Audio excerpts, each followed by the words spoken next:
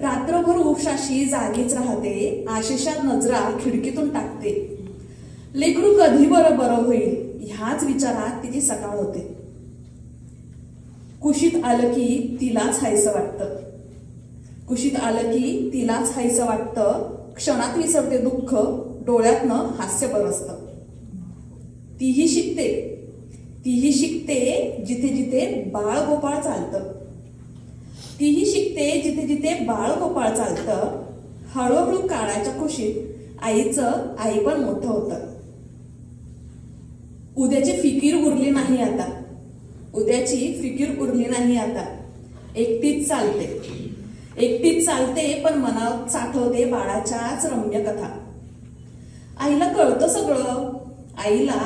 सगळं पण ती सांगत काहीच नाही. आईला कळतं सगळं पण ती सांगत काहीच नाही. ती हसते पण तिच्या हसऱ्या ओठांआड दडली आहे सुटलेल्या स्वप्नांच्या वेदनांची छटा. घास तिने घेतलेला पण आधी बाळाचं पोट भरते. आपली भूक विसरून ती बाळाच्या चेहऱ्याकडेच बघत राहते. तिचं समाधान त्या छोट्या हसण्यात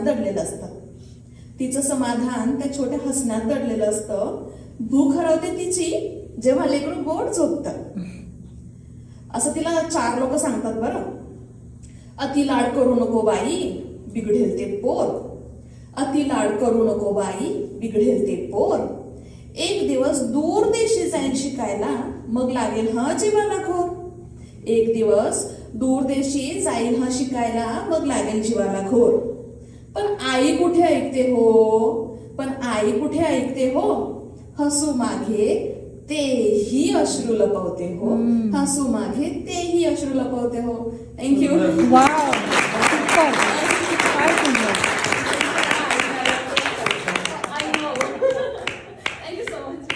फारच छान मेहरी. फार सुंदर शब्द गुंफले होतेस. या पुढची कविता सादर करायला मी बिपिन यांना बोलवतो आहे. बिपिन दफ्तरदार यांच्याबाबत सांगायचं झालं तर जे स्कूलमधून अप्लाइड आर्ट्सचा डिप्लोमा आणि त्यानंतर ॲड एजन्सीत नोकरी आणि व्यवसाय. Pune, Mumbai, Bangalore, Bahrain, Saudi Arabia अशा बऱ्याच ठिकाणी त्यांनी नोकरी केलेली आहे, काम केलेलं आहे. सध्या सॉफ्टवेअर इंडस्ट्रीमध्ये युजर एक्सपिरियन्स डिझायनर म्हणून काम करतात आणि त्यांचा छंद ऑफकोर्स कविता आहेच आणि वॉटर कलर आणि पोर्ट्रेट ड्रॉइंग हे सुद्धा ते करतात. अरे नमस्कार. मी व्यवसायाने सॉफ्टवेअरमधून रिटायर झालो मी, पण गेली 8-10 वर्ष मी कॉलेजमध्ये शिकवतोय. मी 80 लोकांचा विद्यार्थ्यांचा क्लास घेतला, पण आज एवढेच कमी स्टुडंट बघून मला जरा भीती वाटते, कारण सगळे सिनियर आहात तुम्ही सगळे. मी कविता करणं हे फक्त मी कोविडमध्येच केलेली आहे कविता, आणि कारण कोविडमध्ये आपल्याला जास्ती विचार करायला वेळ मिळाला होता आणि त्यावेळेलाही केलेली कविता आहे. आयुष्यातील टप्पे अशा कवितेचं नाव आहे माझं. वय 10. झालं भांडण मित्राची, वाटलं पहावी देऊन शिवी. आई होती कडक शिस्तीची, तिची शिस्त मन वळवी. कारण माझा असा इन्सिडेंट झाला होता की मी एका माझ्या मित्राला शिवी दिली होती रंगावरून, आणि त्यावेळी मी खूप मार खाल्ला होता. आणि हे त्यावेळेचं शिक्षण आहे माझं. वय 10. वय 16. आवडली एक मुलगी, नेहमीप्रमाणे आवडतेच कोणतरी मुलगी. वाटलं करून पहावी सलगी, पण हिंमत होत नव्हती कारण संधी पाहिजेच होती. वय 25. तरुण स्वप्नांचं वय होतं. घेऊन पहावं वाटलं भरारी, वास्तव समोर दिसत होतं म्हणून मन घेत नव्हतं उभारी. वय 30. जाणीव झाली जबाबदारीची, प्रबळ इच्छा मनात लग्नाची. बोलून दाखवायची कशी, कारण दोघांसाठी कमवायची भीती मनातली. वय 40. म्हणतात सेटल होण्याचं वय. तोंड दाखवायची नव्हती सोय, घराकडे बघण्याची गरज होती कारण परिस्थिती बेताचीच होती. वय 50. पोहोचलो बघता बघता अर्ध्यावर, वाटलं आलो भाऊ कुठवर, काय केलंय ते उजळून इथवर. तसा पूर्वी नव्हता मिळाला अवसर. वय 60, आता घरी बसण्यासाठी उसंत, पाहावं करून वेगळं काही निवांत. कमवलं जे होतं नव्हतं ते अथक श्रमानंतरच मिळतं. वय 69 म्हणजे आत्ताचं वय. आता मात्र शरीर थोडं थकलंय, पण मन मात्र तरुण आहे अजून. सगळ्यांच्या बाजू घेतोय समजून, समाधान मानतोय देवालाच म्हणून.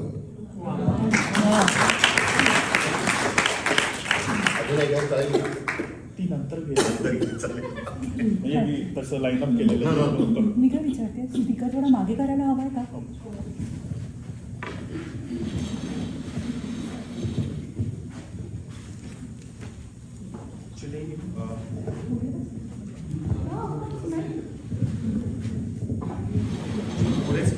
हो का? सॉरी, उगाच व्यायाम करायला लावला रविवारचे दुपारी तुला.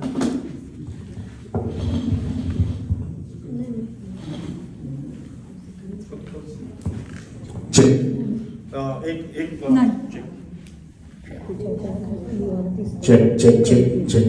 एक तांत्रिक बाब म्हणजे अशी की स्पीकरच्या पुढे उभे राहू नका, स्पीकरच्या मागे उभे राहून तुम्ही कळीत असा जर गेले तर आवाज क्लिप होणार नाही, फीडबॅक येणार नाही. नाही, मागे. पुढची कविता सादर करण्यासाठी मी बोलवतोय लीना साठे जोशींना. लीना बद्दल काय सांगावं. लीना ही एक आर्टिस्ट आहे बाय प्रोफेशन. तिचं स्वतःचा स्टुडिओ आहे वॉटर कलर्स अँड पोर्ट्रेट्ससाठी. तिला नाटकातनं काम करायला खूप आवडते आणि खूप नाटकातून तिने कामं सुद्धा केलेली आहेत. त्याला पुढे जाऊन म्हणायचं झालं तर तिला निवेदन करायला सुद्धा खूप आवडतं आणि आता 16 तारखेला महेश काळेंचा जो कार्यक्रम होणार आहे त्या कार्यक्रमात ती निवेदन करणार आहे. अरे वा. तर लीनाला बोलवतो. लीनाची कविता आहे, तिच्याच तोंडून ऐकूया. माझ्या कवितेचं नाव आहे अंगत पंगत ते पॉटलक. आपण जेव्हा अमेरिकेत आलेलो नसतो तेव्हा भारतातनं अमेरिकेविषयी खूप स्वप्न आपण बघतो. अमेरिका अशी असेल, अमेरिका तशी असेल. आणि जेव्हा प्रत्यक्ष इथे आल्यानंतर माझ्या आयुष्यात जे काही घडलं त्याची ही कविता आहे. मोठी मोठी घरं तिथे हवा गार, मोठी मोठी घरं तिथे हवा गार. अमेरिकेत संसार करण्यात सुखच फार. 10 बाय 10च्या मेल्या खोल्या 2, त्यातच सदा इथे पाहुणे आणि डोचक्याशी फोन. सकाळचा सोफा इथे रात्री बेड होतो. लिव्हिंग रूमचा सेट मग बेडरूमचा होतो. दुधाची भागवली ताकानी तहान, पण आम्ही मात्र म्हणतो मेरा भारत महान. अमेरिकेत घर कसं ऐस पैस, फक्त वीकेंडला पाहुण्यांची उठ बैस. हाय हॅलो व्हॉट्सॲपला कसली सरच नाही, देशी इंग्लिशमध्ये ती बातच नाही. Potluck party sound so thrilling. अमेरिकेत संसार किती एक्साइटिंग. गंगूबाई शांताबाईची इथे वटवट, रजा आणि पगारवाढीची सदा कटकट. रजा आणि पगारवाढीची तिथे कटकटच नाही, कारण हो मशीनला असलं काही लागतच नाही. मशीनच करेल मग मला सलाम, मशीनच करेल मग मला सलाम. करेन मी त्याला माझाच गुलाम. मोठी मोठी घरं तिथे हवा गार. अमेरिकेत संसार करण्यात सुखच फार. आज काय इथे BMCचा संप, उद्या काय म्हणे बंद पेट्रोल पंप. दुसऱ्याचा उश्वास तो तिसऱ्याचा श्वास, घाम आणि गर्दीत न उभ्याने प्रवास. आज नाही पाणी उद्या नाही वाहन, तरी आम्ही काय म्हणतो मेरा भारत महान. इथल्या कटकटी अमेरिकेत का असणार, परफ्यूमच्या वासात हे गाडीत बसणार. मशीन्स आणि गाड्याच ह्यांची कामं करणार. मेनिक्युअर पॅनिक्युअर करून ह्या नटून बसणार. वर्षातून एकदा कसं भारतात जायचं, जाताना पोटभर शॉपिंग करायचं. ऐटीत वापरायचं तिथे क्रेडिट कार्ड आणि डॉलर. अमेरिकेतला संसार म्हणजे सुखाची झालर. मग मी ठरवलं अमेरिकेत जायचं, US रिटर्न म्हणून निर्वत्त यायचं. 4दा विजा नाकारला, पण 5व्यांदा होकारला. अमेरिकेत येऊन संसार थाटला. भ्रमाचा भोपळा आल्या आल्याच फुटला. देशी इंग्लिशची टर उडाली, अमेरिकन व्हॉट्सॲपची नशाच उतरली. फिरतीची नोकरी ह्याच्या कपाळी लागली, पेकटची तलवार माझ्या डोक्यावर टांगली. खर्चाचा मेळमुळी अहो बसतच नाही, मॉर्गेज भरून मिरवायला हाती काही उरतच नाही. हा क्लास तो class, birthday party, sleep over, 24 तासांची मीच आता ऑन ड्युटी शोफर. पाहुणे येणार कळताच पळापळ उडते. डम्पिंग रूमची तेव्हा लिव्हिंग रूम होते. मॅनिक्युअर पेडिक्युअरला आता वेळच नाही उरत, कारण क्लिनिंग आणि कुकिंग मेलं संपतच नाही. मशीनची झाली आता मीच गुलाम. अहोरात्र मीच करते त्याला सलाम. बाबा रे बंद नको पडू. लग्न बारसं मुंजीला कोणी बोलवतच नाही. स्वयंपाकाला सुट्टी कधी मिळतच नाही. पॉटलक शिवाय कधी पार्टी मिळते का हो? लग्नात पण त्यांच्या काय हो पॉटलकच असतं का?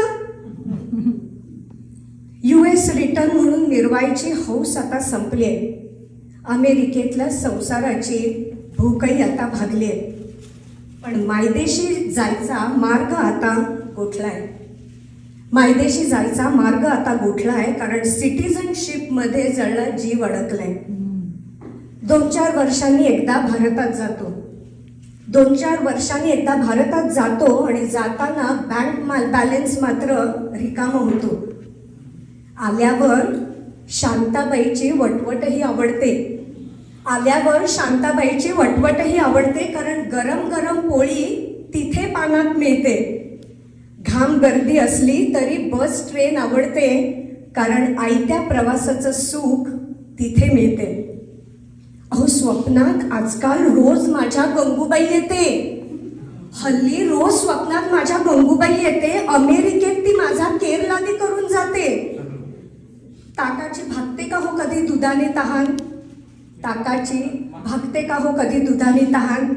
आता मला पटलंय, मेरा भारतच महान.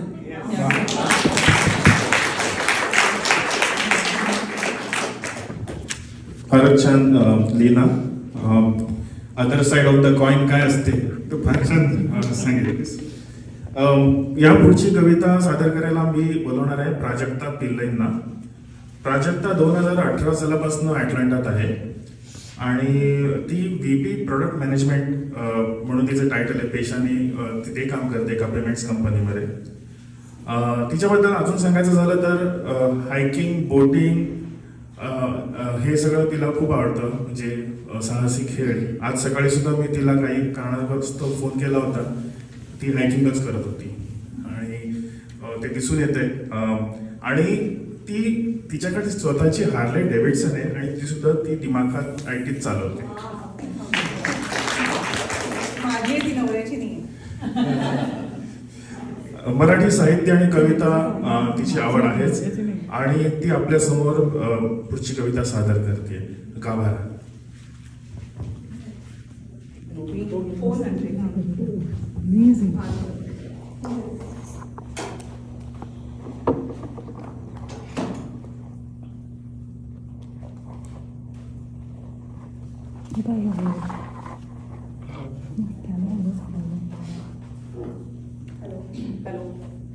रेड आहे. हॅलो. ओके. ही कुसुमाग्रजांची कविता आहे. तर ज्यांना कविता आवडतात त्यांनी कुसुमाग्रजांचं नाव आणि ही कविता ऐकली नाही असं शक्यच नाही. अजून यू आर गुड. नाही या कवितेचं नाव आहे गाभारा.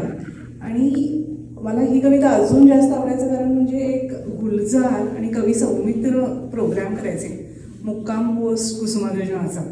तर त्याच्यात ते दोघं ही कविता एकत्र म्हणायचे, म्हणजे बऱ्याच म्हणायची, त्यातली ही एक होती, पण ती मला फार आवडते. दर्शनाला आला या, दर्शनाला आला या, पण या देवालयात सध्या देव नाही.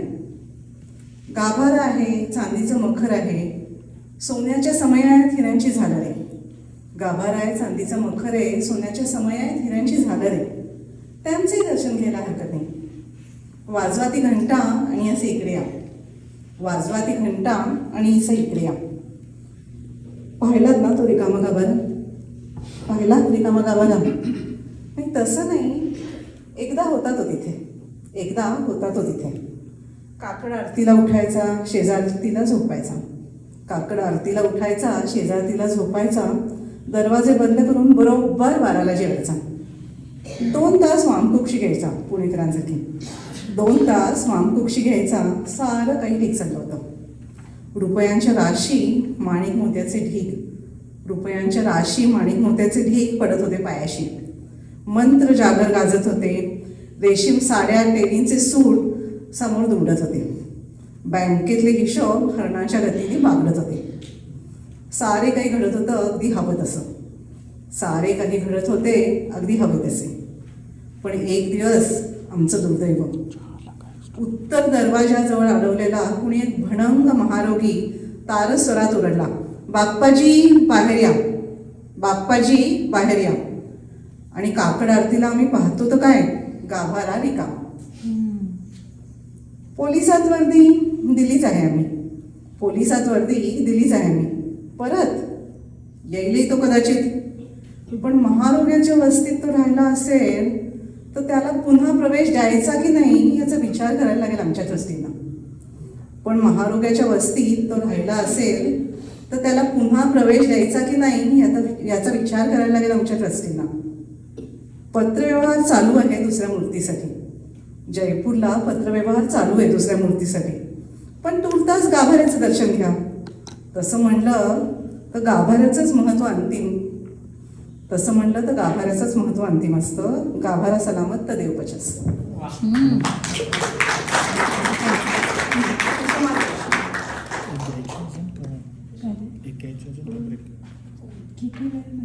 किती वेळाची कविता आहे ते माहिती? ठीक आहे, मग ब्रेक घेऊया. हां.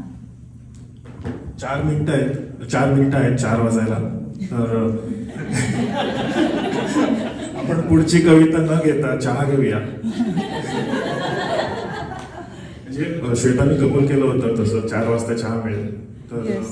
आपण एक पटकन छोटा ब्रेक घेऊया, एक 15 मिनिटाचा. Yes. आणि चहा पाणी घेऊया. लांब आहे त्यामुळे होपफुली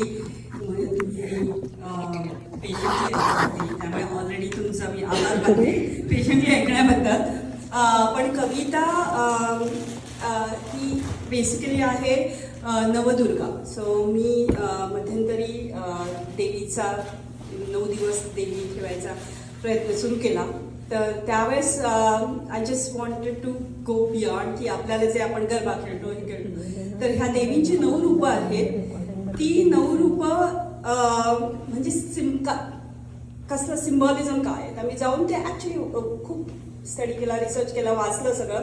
आणि त्याच्यामध्ये मला खूप वाचल्यानंतर असं वाटलं की आपल्याला आपल्याच संस्कृतीमध्ये, आपल्या कल्चरमध्ये किती वुमेन एम्पॉवरमेंट जे आता आपण बोलतोय ते त्यावेळेसच वुमेन एम्पॉवरमेंट आपल्या त्याच्यात लिहिलेलं आहे. आणि माझा प्रयत्न त्या सिम्बॉलिझमच्या पलीकडे जाऊन ती कविता मी लिहायचा प्रयत्न केलेला आहे. सो होपफुली तुम्हाला आवडेल ती कविता. आणि मी मध्ये मध्ये एक्सप्लेन करणार आहे की कवितेमध्ये काय आहे ते, कारण काही कदाचित माझ्या डोक्यात जे काय होतं ते कदाचित तुम्हाला कळणार नाही म्हणून. पण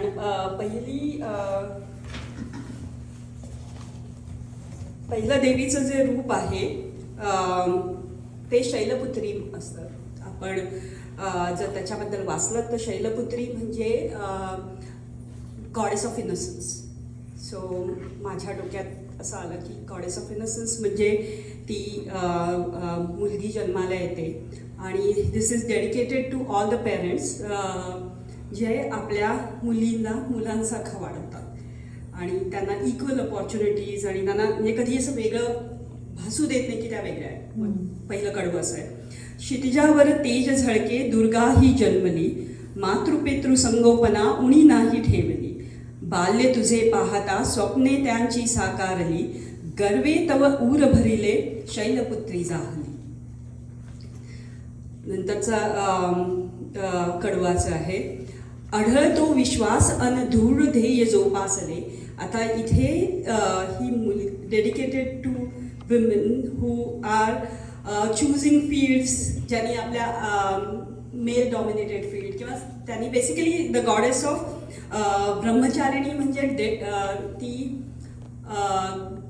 गॉडेस ऑफ डेडिकेशन जिला पॅशन आहे अशी ती ब्रह्मचारिणी आहे. मग तिच्याकरता म्हणून आढळतो विश्वास अन दृढ ध्येय जोपासले, साधनेस फल लाभता विद्याधन संपादिले, अशक्यास शक्य केले सर्व क्षेत्रे जिंकियले, ब्रह्मचारिणे तुवा परी अहंकारान स्पर्शिले.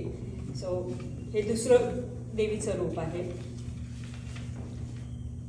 नंतरची देवी आहे ती चंद्रघंटा.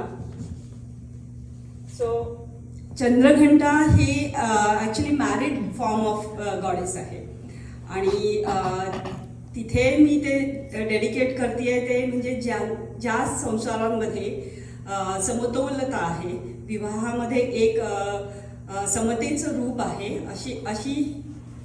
त्याचं सिम्बॉलिझम आहे चंद्रघंटा. म्हणजे संसार चक्र चालविण्या त्रिदेव तुझविण अधुरे, लक्ष्मी शक्ती सरस्वती मग त्रिदेवी तू साकारे. आणि आपल्या ह्याच्यात असं एक गोष्ट आहे की पहिल्यांदा त्रिदेव जन्माला आले पण ते अपुरे पडलं आणि म्हणून लक्ष्मी शक्ती आणि सरस्वतींचा जन्म झाला. सो संसार चक्र चालविण्या त्रिदेव तुझविण अधुरे, लक्ष्मी शक्ती सरस्वती मग त्रिदेवी तू साकारे, सुखी दाम्पत्य जीवनी समयोगदान करे, म्हणून चंद्रघंटा तुझं पूजिते हे जग सारे. पुढचं आहे कुशमंडा म्हणजे गॉडेस ऑफ क्रिएशन. तर हे मी ज्या ऑल एंटरप्रेन्योर्स, फिमेल एंटरप्रेन्योर्स आणि इनोव्हेटर्सना डेडिकेट करते मी ते. अमर्याद आकांक्षा नामांकित उद्योजिका, कल्पकतेचा भांडार आविष्काराची अन्वेषिका, शिखर नाते दूर गाठणे तुझ कुशमंडा, विसरली तू शून्यातनं घडविले ब्रह्मांडा. म्हणजे तुझ्यामध्ये ती ऑलरेडी ताकद आहे, तू just you have to tap in to that power. त्यानंतर देवीचं रूप येतं ते स्कंदमाता.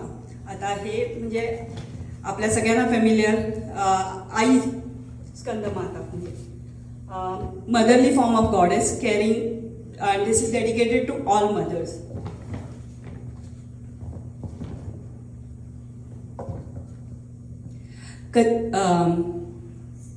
कधी ढाल कधी शक्ती कधी प्रेमाची सावली, कपिला सम माया देसी सिंहिणी समरक्षसी, शावक समृद्धीपुरती जननी तू दाहली, शिर माझे नतमस्तके स्कंदमाता पावली. नंतरचं आहे कात्यायनी. आता कात्यायनी म्हणजे warrior form of goddess. So दशभुजा प्राबल्य दशशस्त्र आभूषणे, महिषासुर मर्दिणे भय तुची नियंत्रणे, अंतरीम झाक तू प्रगल्भ शोध तू, हाडाची लढवई कात्यायनी रूप तू. त्यानंतर कात्यायनी झाल्यानंतर कालरात्री आहे जी कालरात्री म्हणजे goddess of transformation. So basically मी इथे सिम्बॉलिझम ते वापरले की destroys what is wrong in a society and bringing change, dedicated to women, leading women empowerment. So मैत्रीचा हात दे, मैत्रीचा हात घे, नारी उन्नतीसाठी कालीची शक्ती घे, दुष्रूढींचा करसंहार भगिनीला मुक्ती दे, आघाडी परिवर्तना कालरात्री स्फूर्ती दे.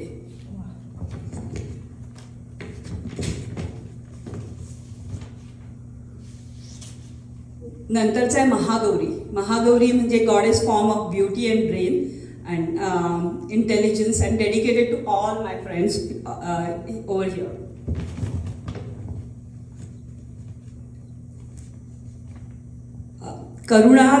करुणाधीन धन्वंतरी आनंदी तुझी प्रेरणा, विशारदा गार्गी मैत्रीची अनुवंशिका, ज्ञानाच्या तेजाने निखरे सौंदर्याची आभा, महागौरीत सामावल्या ललिता अनमेधा. आता शेवटचा, सॉरी मला एक मागे पुढे करायला लागतंय. शेवटचं आहे सिद्धिदात्री, गॉडेस ऑफ अकम्प्लिशमेंट, जी आपले सर्व पूर्ण करते, fulfilment, goddess of fulfilment. So अभिलाषा कसली लाभले सर्व गुण प्रावीण्य, स्वाभिमाना जपतू झटकून दे न्यूनगंड, चतुर्षष्टी कलाधारी चतुर्दशी विद्या म्हणितू, वर इष्टिले सिद्धिदात्री बदली परिपूर्ण असतो. सो हे 9 फॉर्म्स ऑफ गॉडेस आणि त्यांना प्रत्येकाला डेडिकेट केलेलं आहे. सो होपफुली तुम्हाला आवडली असेल.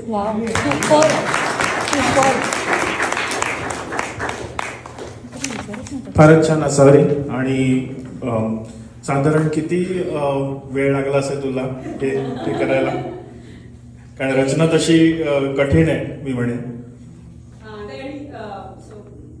मी प्रयत्न करत होते की थोडं संस्कृत आणि मराठी, तर त्यामुळे त्यात वीररस घालायचा प्रयत्न होता माझा, त्यामुळे शब्द मला तसे ते.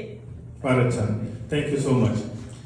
पुढच्या कवितेकडे जाऊया. पुढची कविता आहे हो आहे मी घाईत, आणि बिपिन सादर करणार आहेत त्यांची कविता. बहुतेक हा सुद्धा त्यांचा स्वानुभव आहे. मगाशी जी कविता त्यांनी सांगितली, तर बघूया काय सादर करतायत.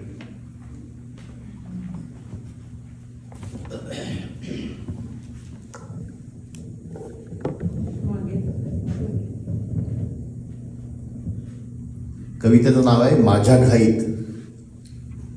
नॉर्मली असं म्हणतो आपण की अरे कशाला, आता मोठा झाल्यास वय, म्हातारा झाल्यास, आता शांत घे सगळं.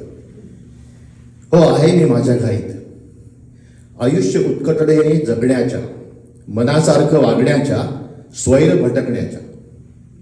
हो आहे मी घाईत, स्वच्छंदी जगण्याच्या, प्रेम करण्याच्या, तारुण्याच्या खुणा जपण्याच्या. हो आहे मी घाईत, आयुष्यातील आठवणीत रमण्याच्या, रूढीतून बाहेर पडण्याच्या, स्वविचार मांडण्याच्या. हो आहे मी घाईत, प्रस्थापित समाजविरोधाच्या, काहीतरी नवीन करण्याच्या, विसंगतीच्या संगतीच्या. हो आहेच मी घाईत, मी माझा असण्याच्या, कुणाचा आदर्श होण्याच्या, कुणाला सगळं देण्याच्या. हो आहे मी घाईत, शांतता राखण्याच्या, मन न भरकटण्याच्या, मिळून मिसळून असण्याच्या. हो आहेच मी घाईत, अंधाराला न घाबरण्याच्या, अज्ञाताला शोधण्याच्या, न संपणाऱ्या दिवसाच्या शोधाच्या. हो आहेच मी घाईत.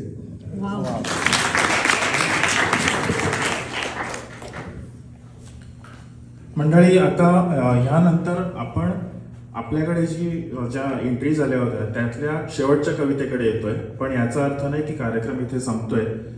पुढची अनाउन्समेंट अशी आहे की यानंतर खरोखर ओपन माईक आहे. आता तुम्ही या कविता ऐकताना तुम्हाला समजा वाटलं असेल की मी एखादी रचलेली किंवा मी ऐकलेली कविता मला सादर करायची, तर या पुढच्या कवितेनंतर खरोखर आपण माईक ओपन करणार आहोत आणि तुम्ही इथे येऊन ती कविता सादर करू शकता.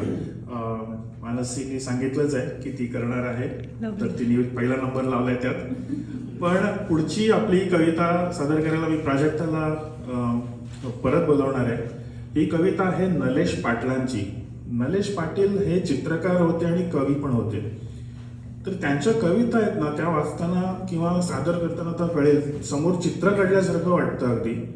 आणि ह्या कवितेचं नाव आहे आरसे. आणि तुम्हाला आश्चर्य वाटेल की पाऊस पडल्यानंतर पाण्याची जी डबकी तयार होतात त्या डबक्यांना त्यांनी आरसे म्हटलेलं आहे. तर कसं सादर करताय ते पूर्ण प्राजक्तावरती आहे. आणि काय लिहिलं आहे नलेश पाटलांनी बघूया. मुख्य म्हणजे ते इंग्लिश मीडियममध्ये शिकलेले होते खूप जाहिराती पण त्यांनी केल्यात. मला वाटतं ते कुठल्या तरी एका जाहिरात कंपनीचे मालक होते शेवटी. ओके, कवितेचं नाव आहे आरसे, नलेश पाटील. एक कवितांच्या गावा जावे नावाचा एक प्रोग्राम आहे, तो पण यूट्यूबवर मला वाटतं 2 तासाचा. ही नाही आहे पण त्यांच्या बऱ्याच कविता आहेत. हे तर डबक्यांबद्दल सांगितलंच असतं. पाऊस ठेवून जातो झाडांच्या पायाजवळ आरसे. पाऊस ठेवून जातो झाडांच्या पायाजवळ आरसे, आणि झाड ऋतूभर मशगूल आपल्याच रूपात. झाडाला काही फरक नाही पडला. आणि झाड ऋतूभर मशगूल आपल्याच रूपात. बाहेरची झाडं आरशात, आरशातली बाहेर. बाहेरची झाडं आरशात, आरशातली बाहेर डोकावत राहतात एकमेकांना. कुठली खरी आणि कुठली खोटी काही समजतच नाही. बाहेरची झाडं आरशात, आरशातली बाहेर डोकावत राहतात एकमेकात. कुठली खरी आणि कुठली खोटी काही समजतच नाही. मनसोक्त डुंबल्याशिवाय दोन्हीकडे काही उमजतच नाही. मनसोक्त डुंबल्याशिवाय दोन्हीकडे काही उमजतच नाही. पाऊस विणत राहतो, पाऊस विणत राहतो आपल्या पारदर्शी धाग्यांनी आरसे. पाऊस विणत राहतो आपल्या पारदर्शी धाग्यांनी आरसे. आपण संभ्रमात, काही कळतच नाही आपल्याला फारसे. आपण संभ्रमात, काही कळतच नाही आपल्याला फारसे. आता आरशांवर काय होतं? आरशांवर येतात ओघळ हिरव्यागार फांद्यांचे. आरशांवर येतात ओघळ हिरव्यागार फांद्यांचे. त्यावर कोणी पाखरू बांधू पाहे घरटे तरंगांचे. त्यावर कोणी पाखरू बांधू पाहे घरटे तरंगांचे. खोलवर आत निवांतात वाहतो आकाशाचा पारा. खोलवर आत निवांतात वाहतो आकाशाचा पारा. आकाश दिसते त्याच्यात.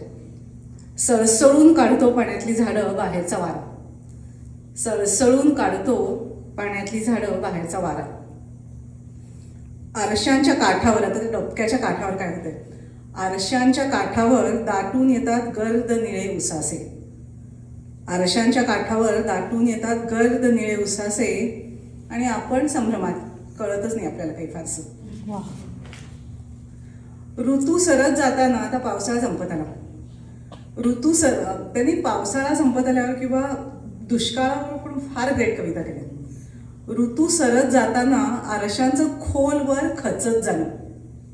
ऋतू संपत जाताना आरशांचं खोलवर खचत जाणं. झाडांचं पुन्हा एकदा असं काठावर एकाकी जिणं. झाडांचं पुन्हा एकदा काठावर असं एकाकी जिणं. आरशातली झाडं कुठे निघून जातात कोण जाणे. आरशातली झाडं कुठे निघून जातात कोण जाणे. काठावरल्या झाडांना आता वर्षभर त्यांचीच वाट पाहणे. काठावरल्या झाडांना आता वर्षभर त्यांचीच वाट पाहणे. आता फक्त वाट्याला दिवसभर ऊन. आता फक्त वाट्याला दिवसभर ऊन, आणि पहाटेचं दव जरासं. आणि पहाटेचं दव जरासं, आणि आपण संभ्रमात, काही कळतच नाही आपल्याला फारसं. पाऊस ठेवून जातो झाडांच्या पायाजवळ आरसे, आणि आपण संभ्रमात, काही कळतच नाही आपल्याला फारसं.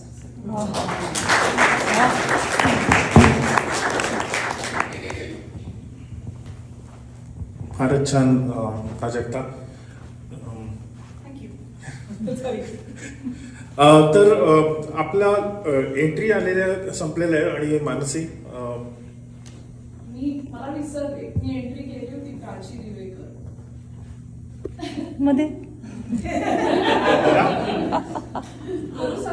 ऑफकोर्स, नाही कर ना. इकडे आहे माहिती.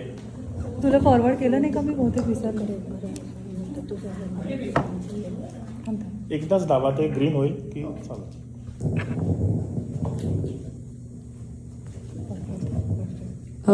माझ्या कवितेचं नाव आहे आज सुद्धा तेच झाड. हेच झाड खिडकीमधून माझ्याकडे बघतं. हेच झाड खिडकीमधून माझ्याकडे बघतं. डोळ्यांमधून जेव्हा माझ्या पाझर पाणी वाहतं. इवलं काही घडून जातं मन येतं भरून.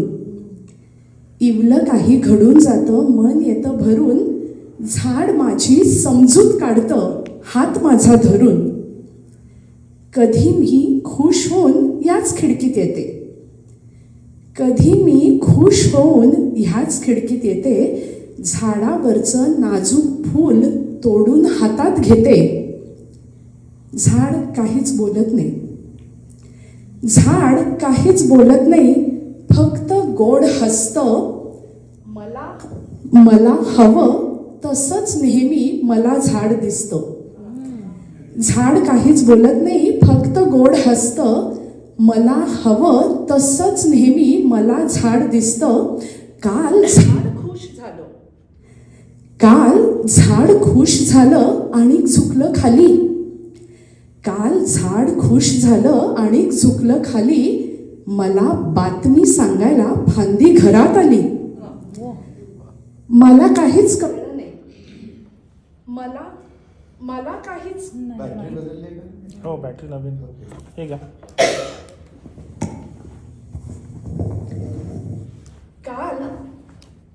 काल झाड खुश झालं आणि झुकलं खाली. मला बातमी सांगायला फांदी घरात आली. मला काहीच कळलं नाही, फक्त फांदी दिसली. मला काहीच कळलं नाही, फक्त फांदी दिसली. तोडून टाकली एका दमात, घरात अडचण कसली. झाड गेलं हिरमुसून. झाड गेलं हिरमुसून, काहीच नाही बोललं. झाड गेलं हिरमुसून, काहीच नाही बोललं. पण त्यानंतर कधीच मात्र झाड नाही फुललं. आज सुद्धा तेच झाड माझ्याकडे पाहतं. आज सुद्धा तेच झाड माझ्याकडे पाहतं. डोळ्यांमधून तेव्हा त्याच्या पाझर पाणी वाहतं. डोळ्यांमधून तेव्हा त्याच्या पाझर पाणी वाहतं.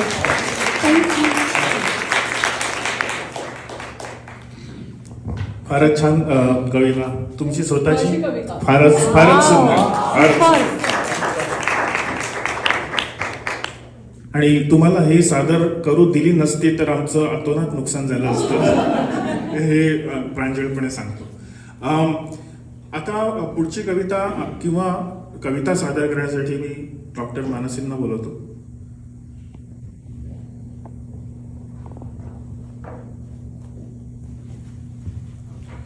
डॉक्टर मानसी पै, बहुतेक आपण सगळेच त्यांना ओळखतात. त्या डेंटिस्ट आहेत.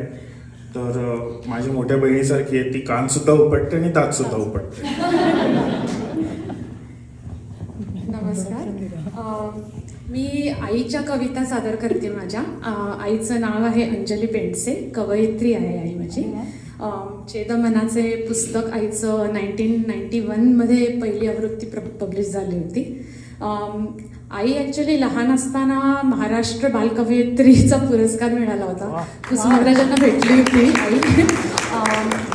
आणि तिची करिअरची सुरुवातसुद्धा आईला आम्ही जोक करून तिला असं चिडवायचो की तुला आर्टिस्ट कोटामधनं बँकेत नोकरी मिळाली कवितांच्या जोरावरती. पण पुढच्या आठवड्यात मदर्स डे येतोय, सो त्यानिमित्ताने आईच्या काही कविता सादर करते. तुम्हाला आवडतील अशी अपेक्षा आहे.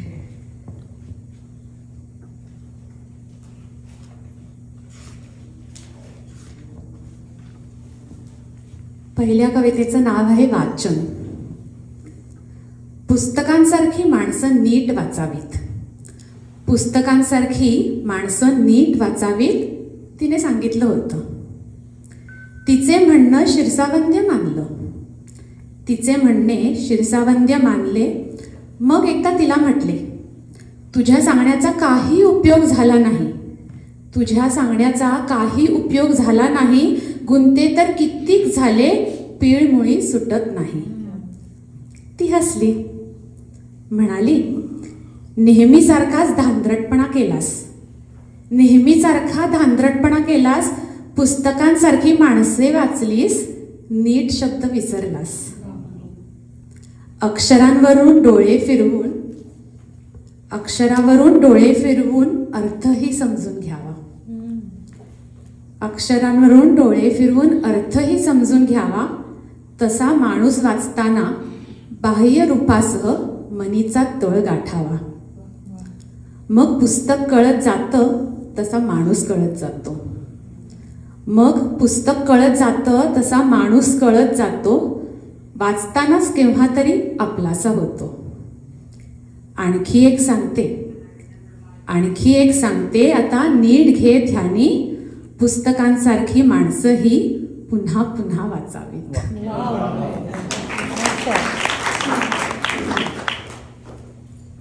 पुढच्या कवितेचं नाव आहे विचार. काही विचार संदर्भांचे बोट धरून येतात. काही विचार संदर्भांचे बोट धरून येतात. घडल्या घटनांचा आधार देत भविष्याचा मार्ग होतात. लक्कन चमकत्या विजेसारखे काही विचार अचानक येतात. लक्कन चमकत्या विजेसारखे काही विचार अचानक येतात. कसले कसले काळोख निमिषार्धात उजळून जातात. रेंगाळणाऱ्या निरोपांसारखे काही विचार बिलगून बसतात. रेंगाळणाऱ्या निरोपांसारखे काही विचार बिलगून बसतात. हकलू म्हटले तरी मनात घरासाठी जागा बघतात. असेच टपकतात काही विचार. असेच टपकतात काही विचार अनाहूत पाहुण्यांसारखे. असेच टपकतात काही विचार अनाहूत पाहुण्यांसारखे. काही आवडते काही नावडते, बिडस्तपणे आपलेच मन आपल्याला परक्यासारखे. आपल्या तनामना इतके काही विचार नैसर्गिक असतात. आपल्या तनामना इतके काही विचार नैसर्गिक असतात. काही ऐकून पटून वाचून हळूहळू आपले होतात. नको नको म्हटले तरी काही बाई मनात येतात. नको नको म्हटले तरी काही बाई मनात येतात. कोणाला कळेल काही समजेल म्हणून मनाला धास्तावतात. केव्हा कधी काही विचार फार फार उशीर करतात. केव्हा कधी काही विचार फार फार उशीर करतात. आधी सुचले असते तर पोळ्या मनाला पस्तावतात. मात्र जीवनाच्या गतीसाठी सातत्याने विचार हवे. मात्र जीवनाच्या गतीसाठी सातत्याने विचार हवे. अनुभवाची दुसरी बाजू म्हणून सुचावे नवे नवे.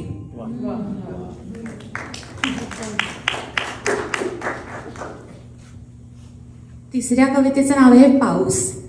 आत्ताच आपल्याकडे अजून एक पावसाची कविता आपण ऐकली.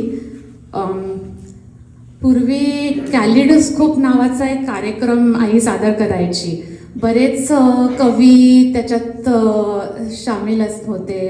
सावरी काकडे होती, आई होती, Sandeep Khare was a youngest member तेव्हा त्या कॅलिडोस्कोपमधला. सो कवितेचं नाव आहे पाऊस. कल्पना तेव्हा कार्यक्रमाची अशी होती की एक शब्द घ्यायचे आणि सगळे कवी आपापले त्याच्यावरच्या कविता सादर करायचे. वेगवेगळ्या छटा दिसायच्या त्याच्या.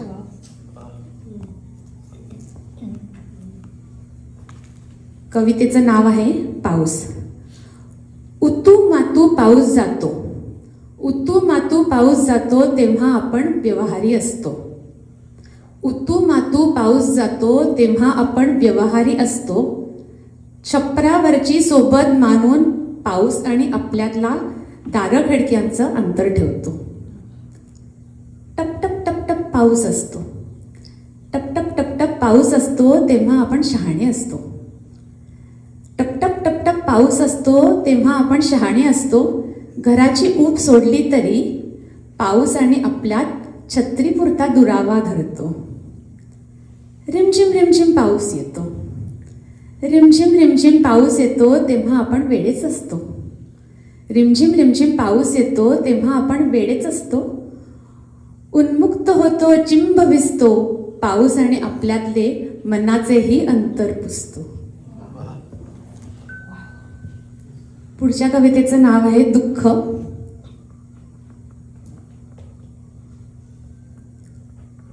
दुःखाला शब्दांचे कोंब फुटले की मनातून ते निथळून जातं. दुःखाला शब्दांचे कोंब फुटले की ते मनातून निथळून जातं. दुःख शब्दातीत असलं. दुःख शब्दातीत असलं की ते सोबती म्हणून अबोल सतत स्पर्शातून तू माझीच म्हणत राहतं. दुःख लोकांचं असलं. दुःख लोकांचं असलं की मनगटावरती किंचित अत्तर टेकवल्यासारखं मुद्दाम नाकाशी नेव तरच जाणवतं, नाहीपेक्षा लांबच राहतं. दुःख आपलंच असतं. दुःख आपलंच असलं तर मी दुःखी म्हणत डोळ्यांच्या आरशातून स्वतःलाच निहाळतं. माणसांसारखी दुःखालाही वेगळी वेगळी जात असते. माणसांसारखी दुःखालाही वेगळी वेगळी जात असते. व्यक्तिगत दुःखापेक्षा सामूहिक दुःख छान, त्याची मोठी बातमी होते. मुक्या दुःखाला उपेक्षा लाभते. मुक्या दुःखाला उपेक्षा लाभते. बोलक्या दुःखाला हुंदक्यांची अश्रूंची सजावट असते. आठवणीतले दुःख जरा अधिकच देखणे असते. दुःख मनी, दुःख हृदयी, दुःख नयनी असे कुठे कुठे वसते. दुःख मनी, दुःख हृदयी, दुःख नयनी असे कुठे कुठे वसते. नीट पाहिलं तर दुःखाच्या मागे सुखच असते. आणि आता शेवटची माझी आईची फेवरेट कविता ऐकवते. कवितेचं नाव आहे अस्तित्व.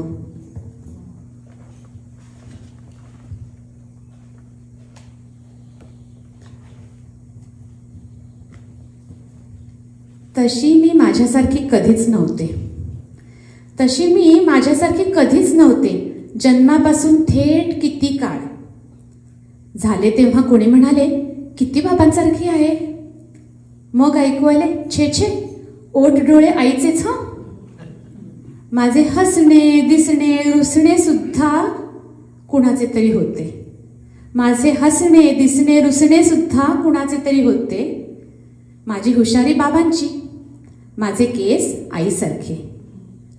माझा शाळेतला नंबरही अगदी दादाच्या पावलांवर पाऊल ठेवून होते. तशी मी माझ्यासारखी कधीच नव्हते. वयात आल्यावर माझ्या रूपात कुणातरी नटीचा भास व्हायचा.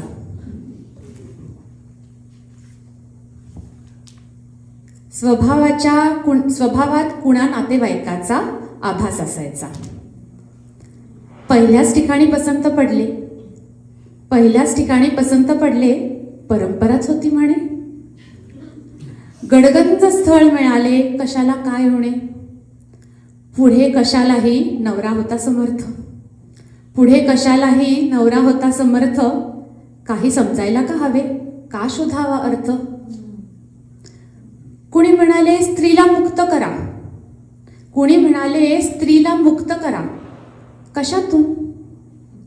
कुणी म्हणाले स्वतंत्र जीवन सुरू करा. कुठून. कुणी असे कुणी तसे काही काही म्हणत गेले. मी आपली ऐकून वाचून तेच माझे म्हणत गेले.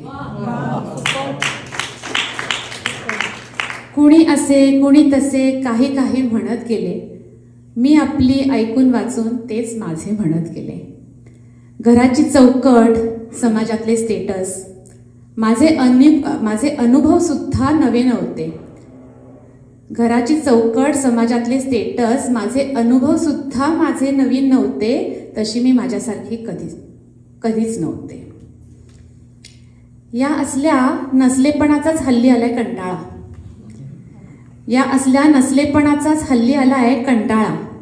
चुका निग्या बंडखोर विचार हळूहळू झालेत गोळा. आता वाटतं वरची सालटी बुळचट संस्कारांच्या शेवाळकट सोलावी. अस्पर्श गाभाऱ्यासारखी माझ्यातली मी शोधावी. बोलण्या चालण्यात वागण्यातही अस्वस्थपणा आला आहे. सगळ्यांच्याच मते मी हल्ली फार विचित्र झाले आहे. कुणाच्या ओळखीत कुणाच्या घरात माझ्यासारखी कोणी नाही. कुणी नाही. सरळ कळप सोडून म्हणे तिरकी रेग ओढली नाही. मी मात्र खुश आहे. भक्कम पाय रोवून आहे. मी माझ्यासारखी पूर्वी नव्हते. हल्ली माझे अस्तित्व आहे.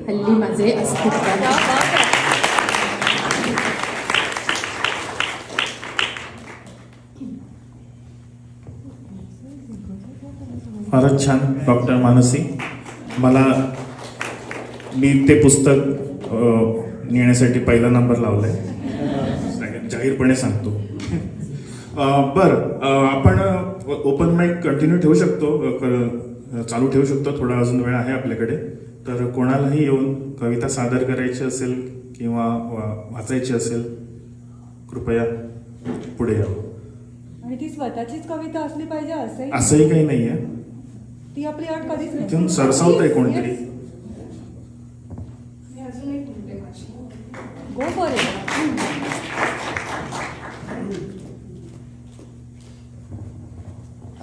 माझ्या कवितेचं नाव आहे लाख पावसाची रूपे. मला वाटतं कविता आवडणाऱ्या सगळ्यांना कंपल्सरी पाऊस आवडतोच. आणि आपण अमेरिकेत आल्यानंतर सगळी नाती मागे सोडून येतो ना, तर मला वाटतं की पावसातनं आपल्याला ती सगळी नाती भेटतात. तर ही कविता थोडीशी त्याच्याबद्दल आहे. तर कवितेचं नाव आहे लाख पावसाची रूपे. कण कण जेव्हा माझा माती होऊन पेटतो, कण कण जेव्हा माझा माती होऊन पेटतो, वेडा पाऊस हा मला लाख रूपांनी भेटतो.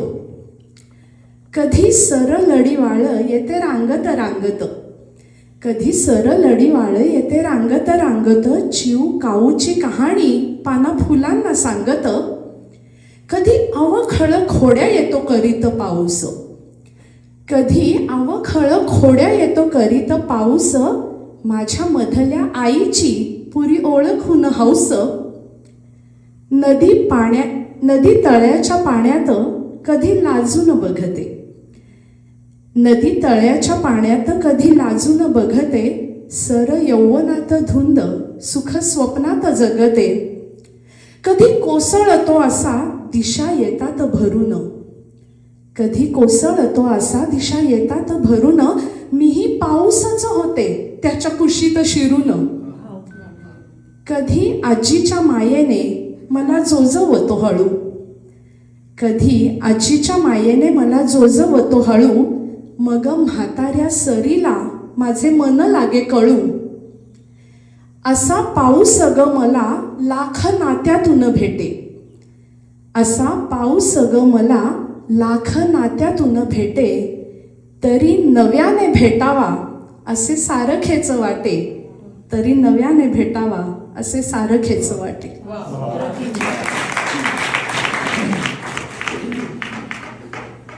फारच छान. बहुतेक निसर्ग कवितेत तुमचा हातखंडा दिसतोय. माझ्या पुस्तकाचं नाव पण एक पाऊस एक ऊन. मी हे सांगायला पाहिजे. काय सांगू, मला निसर्ग फार सगळ्यांना, आपण कविता करतो त्या सगळ्यांना निसर्ग जवळचा असतो. पण माझ्या पुस्तकाचं नावही एक पाऊस एक ऊन आहे. अजून एक माझं लहान कवितांचं पुस्तक आहे, त्याचं चमचमतं चांदणं नावाचं आहे. मी खूप लहानपणापासून कविता लिहिते. श्रीज जोशी, आनंदी गोपाळ लिहिलेले जे लेखक आहेत मराठीतले प्रसिद्ध लेखक, त्यांची मी नात आहे. त्यामुळे मला लहानपणापासून संस्कार मिळालेत आणि इट वॉज व्हेरी नॅचरल की मी कविता ऐकत आणि लिखाण ऐकत, चांगलं लिखाण ऐकत वाचत मोठी झाले. आणि I am very fortunate, I consider myself very fortunate. आणि सध्या मी बिहेवियर अनालिस्ट म्हणून ऑटिस्टिक मुलांबरोबर काम करते आणि ते क्षेत्र पण माझ्या खूप मनाच्या जवळचं आहे. इतकं भावनांना समृद्ध करणारं क्षेत्र आहे. त्यामुळे काय कवी मनाच्या माणसाला अजून काय पाहिजे. त्यामुळे थँक्यू सो मच माझ्या कविता ऐकल्याबद्दल. इकडे अमेरिकेत येऊन असे छान श्रोते मिळणं और क्या चाहिए. छान. हो, मी कविता 5-6 वर्षाची असल्यापासून लिहिते. मला फार जवळची आहे कविता. म्हणजे मी या पुस्तकाच्या मागे लिहिले, कवितेच्या गावाला ग काट्यातून वाट जाते, कवितेच्या गावाला ग काट्यातून वाट जाते, पोचून या मन तिथे वेदनेचे गीत गाते. वेशीवर अंधुकसा माझ्यासाठी एक दिवा, वेशीवर अंधुकसा माझ्यासाठी एक दिवा, उपकार फेडू कशी तुझे कवितेच्या गावा, उपकार फेडू कशी तुझे कवितेच्या गावा. थँक्यू. 10 वर्ष मी तुमच्या आजोबांचं एक पुस्तक शोधतोय. आता मला मिळण्याची शक्यता नक्की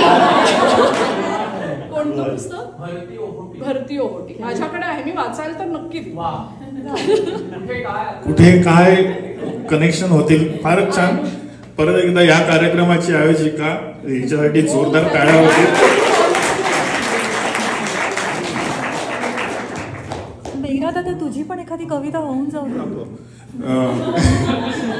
तर ओपन माईक कंटिन्यूड. प्लीज पुढे या आणि सादर करायची असेल, वाचायची असेल तर मी माईक इथे ठेवतो. मला एक म्हणायचं. या नक्की. ऍक्च्युली मी ना लिहिलंय, कविता नाहीये, तर ते वाचायला चालेल का? ऑफकोर्स हो हो. ऑफकोर्स.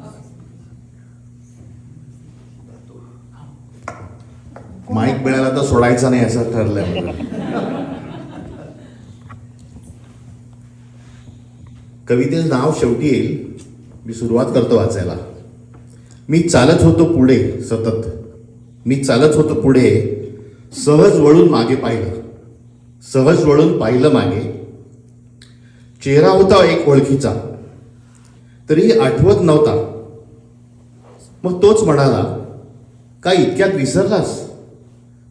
आठव 60 वर्षापूर्वीचं. मी म्हणालो, नाही इतक्या पूर्वीचं, आता आठवत नाही तितकंसं, थोडं सुचवतोस का जरासं? तो म्हणाला, आता कसं आठवेल?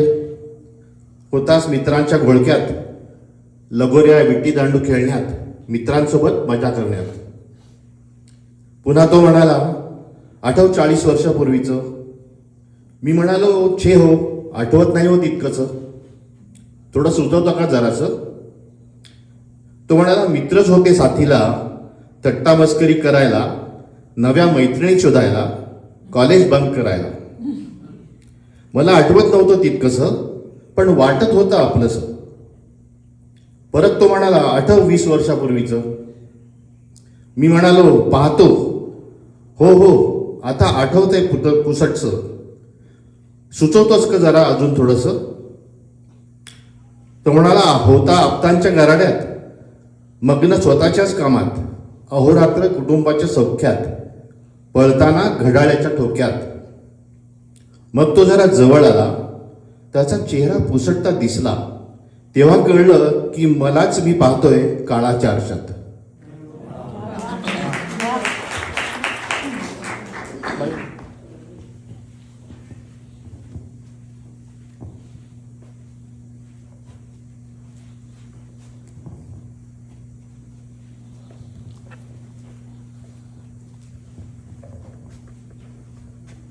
ओके, ही कविता नाहीये, पण मी माझ्या मुलासाठी लिहिलेलं.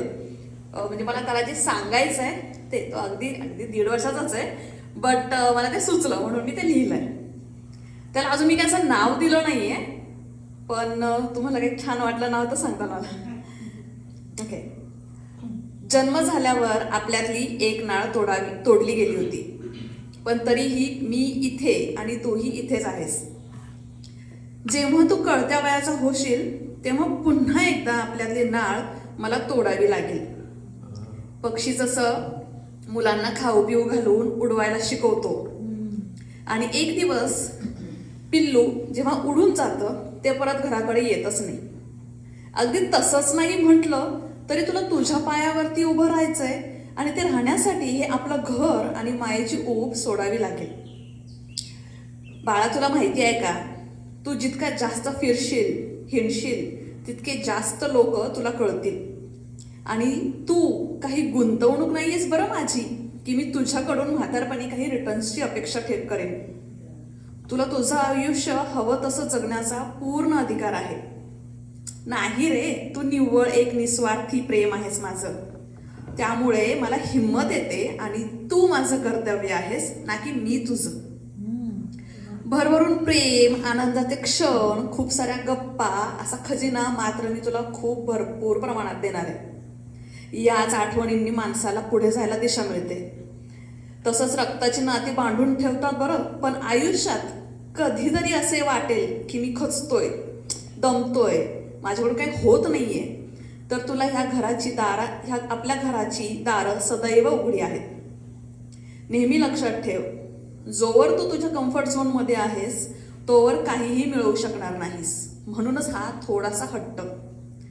जेव्हा तू मोठा होशील तेव्हा नक्कीच कळणार आहे तुला तुझं उद्दिष्ट काय आहे तेच तुला शांत बसू देणार नाही आणि ते मिळवण्यासाठीची धडपड तुझी सुरू होईल.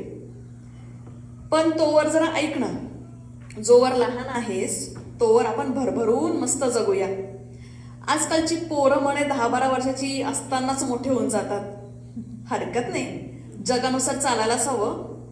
मीही बांधून ठेवणार नाही, पण तोवर तुला आणि तुझ्या गालाला मी काही सोडणार नाही.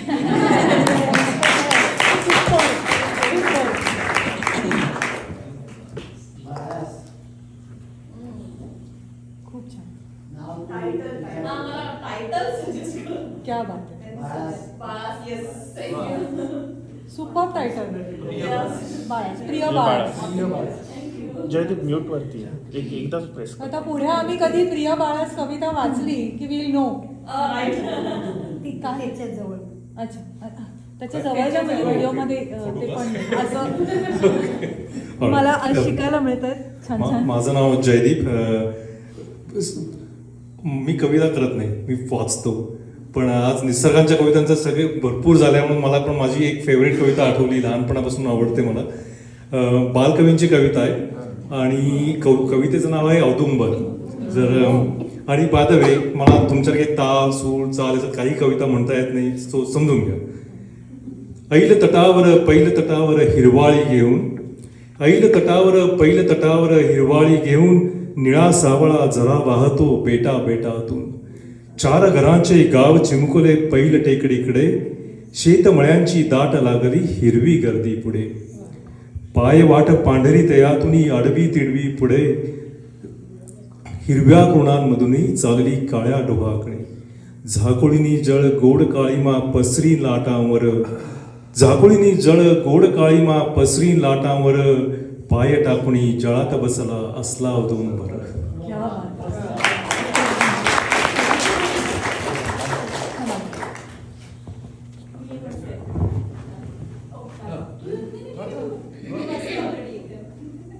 आहे आपल्याकडे वेळ, आपण दोन्ही कविता ऐकू. आता चहा पिताना आम्ही बोलत होतो आणि त्यांनी कुसुमाग्रजांची एक कविता सादर केली. ॲक्च्युली माझ्या मनात होती ती करायची, पण लवकर नंबर लावला. एनिवे, सो मी त्यांचीच एक कविता सादर करतो. बऱ्याच जणांनी कदाचित ऐकली असेल. कवितेचं नाव आहे कणा. मी 2 कविता सादर करतो. एक ही कुसुमाग्रजांची कणा आणि दुसरी नाधो महानोरांची नांगरून पडलेली जमीन. कणा सादर करतो. ओळखलत का सर मला, ओळखलत का सर मला, पावसात आलं कोणी, कपडे होते करदमलेले, केसावरती पाणी. क्षणभर बसला नंतर हसला, क्षणभर बसला नंतर हसला, बोलला वरती पाहून, गंगाबाई पाहुणी गेली घरट्यात राहून. माहेरवाशीन पोरीसारखी 4 भिंतीत नाचली, माहेरवाशीन पोरीसारखी 4 भिंतीत नाचली. मोकळ्या हाती जाईल कशी, बायको मात्र वाचली. भिंत खचली, चूल विझली, होते नव्हते गेले. भिंत खचली, चूल विझली, होते नव्हते गेले. प्रसाद म्हणून पापण्यांमध्ये पाणी तेवढे ठेवले. कारभारणीला घेऊन संगे सर आता लढतोय, कारभारणीला घेऊन संगे सर आता लढतोय. चिखलगाळ काढतो आहे, पडकी भिंत बांधतोय. खिशाकडे हात जाताच तो हसत हसत उठला, खिशाकडे हात जाताच तो हसत हसत उठला. पैसे नकोत सर मला, फक्त एकटेपणा वाटला. मोडून पडलाय संसार पण मोडला नाही कणा, मोडून पडलाय संसार पण मोडला नाही कणा. पाठीवरती हात ठेवून सर सर फक्त लढ म्हणा, सर फक्त लढ म्हणा. आणि दुसरी आहे नांगरून पडलेली जमीन. ही नाधो महानोरांची आहे. एक मिनिट मी काढतो ती.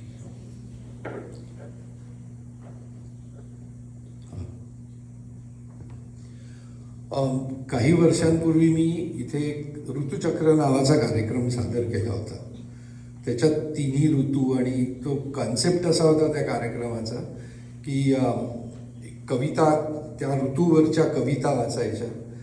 काही कवितांना चाली दिलेल्या होत्या आम्ही, काही होती ती गाणी वापरलेली होती, काही आणि ती लाईव्ह म्हणजे प्रत्यक्ष गात होते.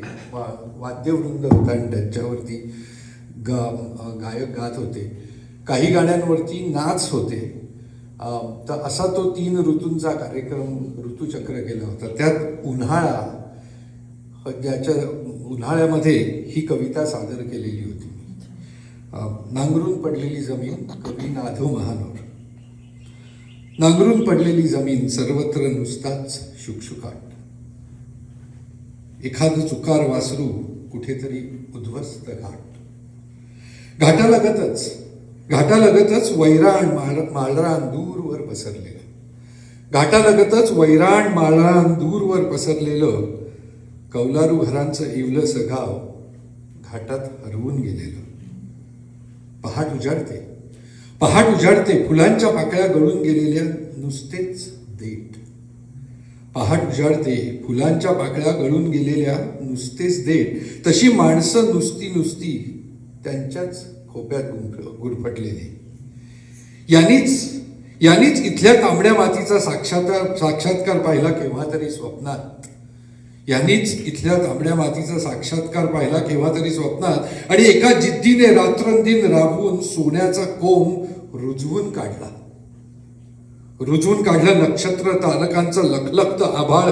वैराण रानात इवलस गाव साक्षात्कारानं हरवून जाताना पिसाटलं गेलेलं. ग्रीष्माचे ऊन एकदा खेड्यावर आलं. खेडं उदास झालं. घरात असेल तेवढं झोळीत टाकून स्वतः नागडं झालं. भावना गळून पडलेल्या पाकळ्यांसारखी भाबडी माणसं, दणकट बाहूंचे बळच संपून गेल्यागत आंबलेली माणसं. पापड्या मिटतात, डोळ्यापुढं घोंगावू लागतात त्या मोटारी. ती माणसं भली थोरली, त्यांचे जाडजूड शब्द आणि खोटी आश्वासनं. रोज पहाट उजाडते धुकं पांघरून, खेडं घाटाळ कुणालाच दिसत नाही. की डोळ्यांवरचं धुकं चढल्यानं खेडं दिसत नाही, काहीच कळत नाही. मी एकटाच स्तब्ध उभा झाडाच्या बुंध्याशी. उघड्या डोळ्यांनी पाहिलेत 2 भुकेनी तडफडून मेलेली कार्टी. पाणवटल्या डोळ्यांनी गोऱ्या राजाचा महिमान गाणारी ती जख्ख म्हातारी मी पाहिलेत पसारीभर ज्वारीभर भोग देणाऱ्या रूपवंत पोरी. नांगरून पडलेली जमीन, सर्वत्र नुसताच शुकशुकाट. एखादं चुकार वासरू, कुठेतरी उद्ध्वस्त घाट. धन्यवाद.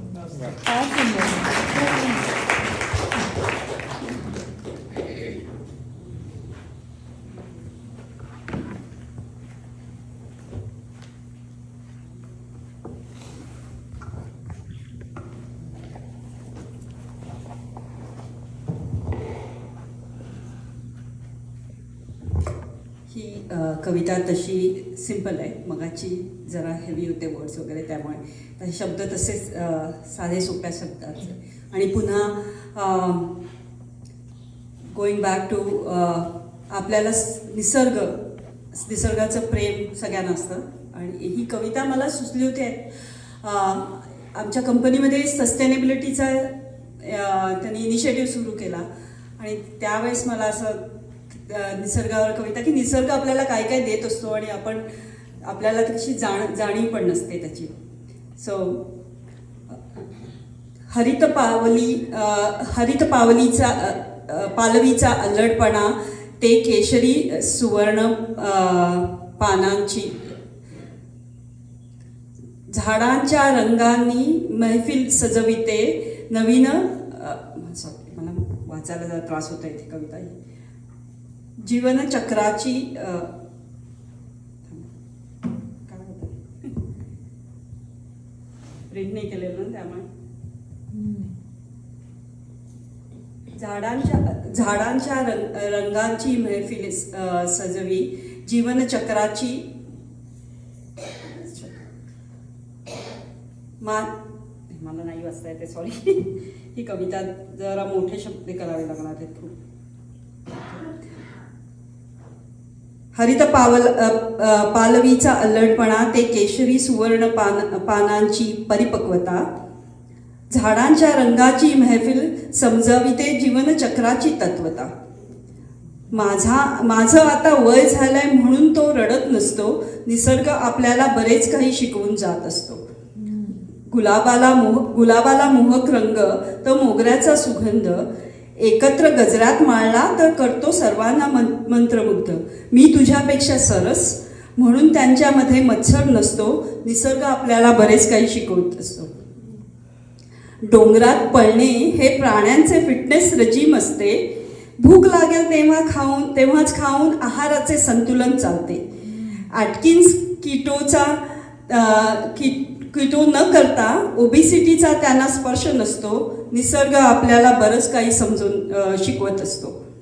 इंद्रधनुष्य उत्तर ध्रुवपदात सौंदर्य याचे नसते फर्जी, निरखत त्याला मी बनते कवयित्री आणि तुम्ही बनता दर्दी.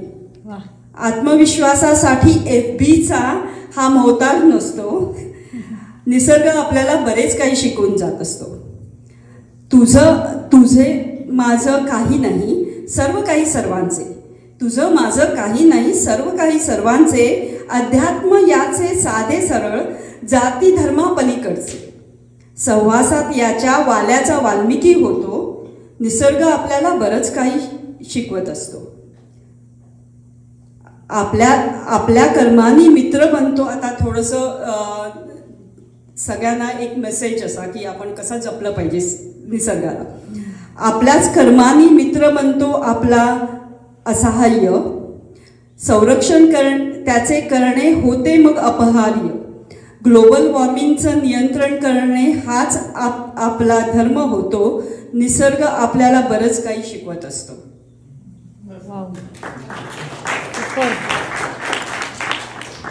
सुपर.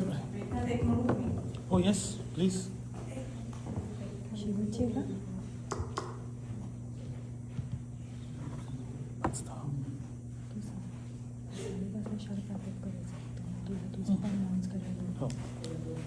सॉरी, कविता हा माझा एक आवडीचा विषय. मी किती म्हणजे अजून मला 2 तास त्यांनी म्हणायला सांगितलं तरी म्हणू शकेन. एक शेवटची, हे कवी द.भा. धामणसकर, कुणी ऐकलेत की नाही माहीत नाही, पण ते सुद्धा फार अप्रतिम निसर्ग कविता करतात. म्हणजे मला नलेश पाटलांच्या आधी कुणाची आवडली असेल तर ती त्यांची. मला वाटतं स्वातंत्र्याच्या आधीचा जन्म आहे त्यांचा, आणि ते असं नॉर्मल रिझर्व्ह बँकेत नोकरीला होते, पुन्हा रिटायर झाले, असं एकदम असं मध्यमवर्गीय आयुष्य जगलेले आहेत. पण फार भारी. पण ही आज मी असणार ती निसर्ग कविता नाही आहे. त्या कवितेचं नाव आहे हस्तांतर. तर एका पिढीकडून दुसऱ्या पिढीकडे जेव्हा आपण परंपरा देतो पुढे, तर त्याबद्दल ही कविता आहे. आणि त्यांच्या कायम कवितेत शेवटच्या वाक्यात, नॉर्मल बऱ्याच कवितांमध्ये ट्विस्ट असतो, तो पण छान आहे. तर आता गणपतीविषयीची कविता आहे. ठीक आहे. हस्तांतर नाव आहे द.भा. धामणसकर. विसर्जनास आधी गणपती नेताना मला मूर्ती अवजड झाली. विसर्जनाला आधी गणपती नेताना मला मूर्ती अवजड झाली. तेव्हा उसळत्या तारुण्याचा माझा मुलगाच मला म्हणला, द्या इकडे. तेव्हा उसळत्या तारुण्याचा माझा मुलगाच मला म्हणला, द्या इकडे. मी मूर्ती तात्काळ मुलाच्या हातावर ठेवली चौरंगासकट. मी मूर्ती तात्काळ मुलाच्या अंगावर ठेवली चौरंगासकट. मुलाने ही मूर्ती हातात घेतली नीट सावरून. तर मी एका दैवी आनंदात अकल्पित परंपरा पुढे सरकल्याच्या.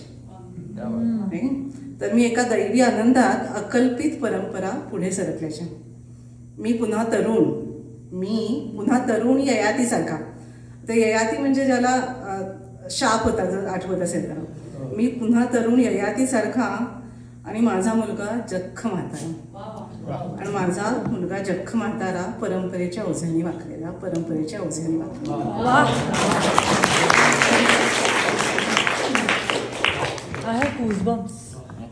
माझी इतकी आवडती कविता. म्हणजे त्यांच्या निसर्ग कविता पण खूप छान आहेत. फुलांच्या जन्म फारच छान लिहितात ते. आणि असं त्यांना काही कुठलं लिटरली बॅकग्राऊंड नाही, काही नाही, असे एकटेच असे त्यांनी खूप कवितेचे प्रोग्राम पण नाही केले. मला आठवतं 2 पुस्तके त्यांची फक्त.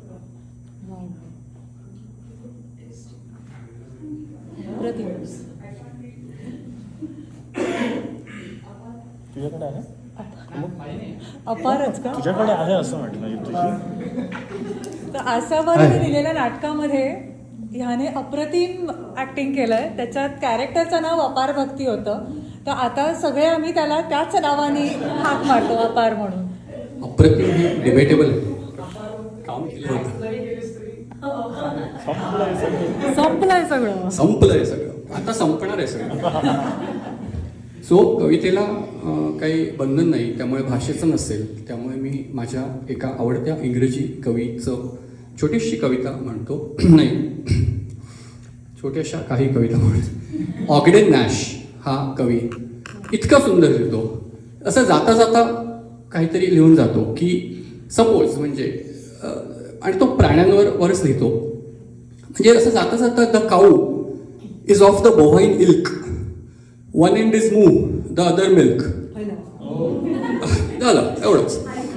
जसं 4-4 ओळींच्या एक कविता प्राण्यांवर लिहिते त्यांनी. ज्यांच्याकडे कुत्रा आहे आणि जो पावसात भिजून आलेला असेल घरी, त्यांनाही आवडेल. 4 वाक्य हा, जास्तीत जास्त. The truth I do not stretch or शव when I state that the dog is full of love. अर्थातच. The truth I do not stretch or shove when I state that the dog is full of love. I have also found by actual test a wet dog is the lovingest. अजून एका प्राण्यावर त्यांनी कविता लिहिली. We laugh at how he looks at us. आपल्याला कसं दिसतो तेव्हा हसतो आपण त्याच्याकडे. We laugh at how he looks at us. And yet in moments dank and grim, I wonder how we look to him. कवितेचं नाव होतं hippopotamus. We laugh at how he looks at us, and yet in moments dank and grim, I wonder how we look to him. Peace, peace, thou hippopotamus, peace. We really look all right to us. As you, no doubt, are a delight to the eye of other hippopotami. आणि शेवटचे 4 ओळी. मला वाटतं हे त्यांनी वयाच्या शेवटी लिहिली असावी, त्याच्या या 4 ओळींवरनं वाटतं. तो म्हणतो, When I remember bygone days, I think of how evening follows morning. When I remember bygone days, I think of how evening follows morn. So many people I loved were not yet dead. So many people I loved were not yet dead. So many I love were not yet born.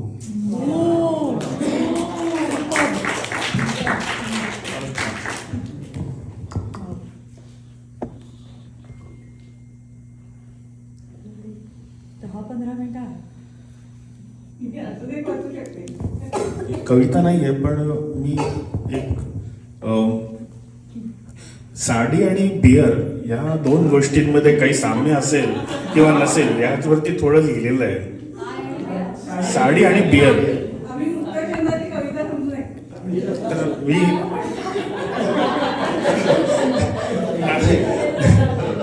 नाडी नव्हे साडी. तर झालं असं, मी माझ्या बायकोवर कॉस्ट्रोमध्ये होतो आणि तिथे आमचे मित्र भेटले, विनीत आणि अनुजा, ते नवरा बायको. आणि आम्ही दोघांनी बियर घेतल्या होत्या आणि आमच्या दोघांच्याही बायकोंचा प्रश्न हाच होता की घरी आहे ना, मग तू अजून का घेतलीस.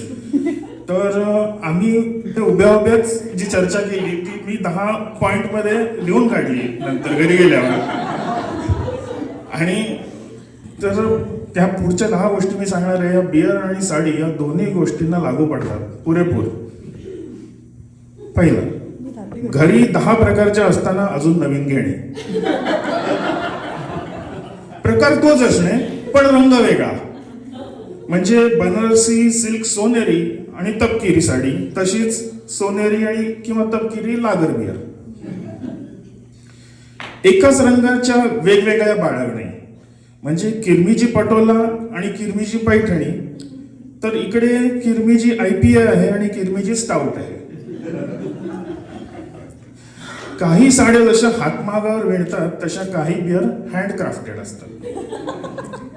शिफॉनची साडी जशी सळसळती आणि तितक्याच सळसळती असते, तितक्याच उल्हासाने पिल्सनर फेसाळत असते. शालू जसा 2 वेगवेगळ्या प्रकारच्या धाग्यांनी विणतात, तशाच हायब्रिड बियर्स या 2 प्रक्रिया एकत्र करून बनवल्या जातात. कांजीवरम तिचे रेशमी काठ, तिचा पोत कसा यावरून पसंत केली जाते, तर बॉक्स आणि डंकल्स त्यांच्या स्मूथ आणि मॉल्टी फ्लेवर्समुळे पसंत केल्या जातात. 2 स्त्रिया साडी खरेदीबद्दल जितकं भरभरून आणि तितक्याच बोलतात, तितक्याच आत्मीयतेने पुरुष सुद्धा बियरबद्दल बोलू शकतात. साड्या जशा वेगवेगळ्या प्रकारे धारण केल्या जातात, म्हणजे नेसल्या जातात, तशाच काही बियर अति थंड तर काही बियर्स रूम टेम्परेचरला प्यायला जातात. आणि सगळ्यात शेवटचं म्हणजे साडी कशी कमरेवरती खोचून वागवतात आणि बियर सुद्धा साधारण त्याच भागात जमा झालेली दिसून येते.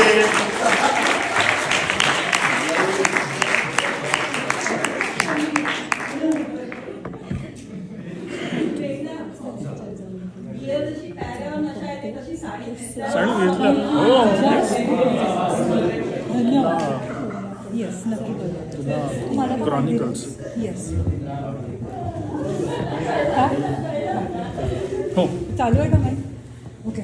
आय नो आता लोक तुम्ही सगळे निघायच्या गडबडीत आहात. बसल्या बसल्याच सांगते, मी हे PL पब्लिशर्सच्या बॅनरच्या अंडर अजून एक नवीन प्रोजेक्ट सुरू केलाय. तो म्हणजे क्वार्टरली मॅगझिनचा. आणि हे मासिक आपलं मराठी, इंग्लिश आणि कॉम्बिनेशन ऑफ मराठी आणि इंग्लिश असे 3ही प्रकारच्या लँग्वेजेसमध्ये आपण आर्टिकल्स ॲक्सेप्ट करणार आहोत. आणि त्यातला जो पहिला अंक आहे तो दिवाळी अंक असेल आणि तो आपल्याला फिजिकल फॉर्ममध्ये घरपोच, प्रिंट फॉर्ममध्ये घरपोच मिळेल. जो अगदी आपल्या लहानपणी आपण भारतात जसा दिवाळी अंक आपण पाठ बघायचो तसाच. आणि बाकीचे 3 अंक व्हर्च्युअल असणार आहेत. पण तेही मला अनाऊन्स करायचं होतं. ते मगाशी म्हणजे मी फारच आधी थँक्यू मग वेलकम त्या प्रकारात हे राहून गेलं सांगायचं. सो ते एक सांगायचं होतं. सो आपण प्लीज या वेबसाईटला माझ्या व्हिजिट करा, व्हिजिट द्या positivelinguist.com. काही प्रश्न असतील तर you more than welcome to ask me. Number आपल्या सगळ्यांकडे आहेच माझा. आणि आय थिंक मेघनाथला पण आता काहीतरी सांगायचं. एक अनाउन्समेंट आहे. 1-2 वर्षापूर्वी आम्ही चौघांनी मिळून एक कवितांचा कार्यक्रम केला होता. त्या कविता आमच्या नव्हत्या, आम्ही त्या सादर केल्या होत्या. तर तो कार्यक्रम परत करण्याचं योजले आहे. 8 जून रविवार 8 जून रोजी कार्यक्रम असेल. वेन्यू स्थळ कुठे असेल ते लवकरच कळवू. आपण बहुतांशी सगळेजण कनेक्टेड आहोत व्हॉट्सॲप, फेसबुक आणि इतर माध्यमांमार्फत.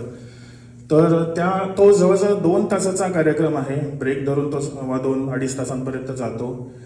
त्यात प्रेम कविता आहेत, निसर्ग कविता आहेत, राजकीय कविता आहेत, सामाजिक सुद्धा आहेत, काही मुक्त छंदातले आहेत, काही दुःख मांडले गेले आहेत काही कवितांमधनं. असा भरगच्च 2-2.25 तासांचा कार्यक्रम असणार आहे. माहिती लवकरच पाठवू. हा कार्यक्रम काही कारणांनी मला करता आला नव्हता. 2रा का 3रा प्रयोग पिनाक त्याच्यामध्ये राजेश गेला, तो सुद्धा त्यामध्ये होता. तो कार्यक्रम परत एकदा करायचं योजली आहे. आणि आज हा PLचा आमचा पहिलाच कार्यक्रम होता. काही कमी जास्त झालं असल्यास चूक भूल माफ प्लीज. थँक्यू. हे आपल्याकडे फीडबॅकसाठी एक नोटबुक होता ना, प्लीज कुठे ठेवलंच माहिती तुझं? मी ते ठेवलं पण आता मला आठवत नाही. प्लीज आपला ऑनेस्ट फीडबॅक द्या.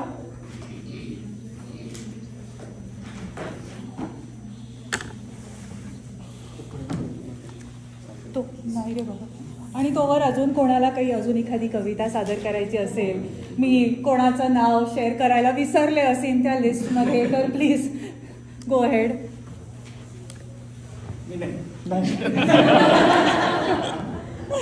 पण मजा आली आजच्या कार्यक्रमात. अमेझिंग कविताज पोम्स काय मी एक वाचली ना मगाशी. तुला चहा आणायला मी फ्री केलं ना, तेव्हा मी ती पुलंची वाचलेली.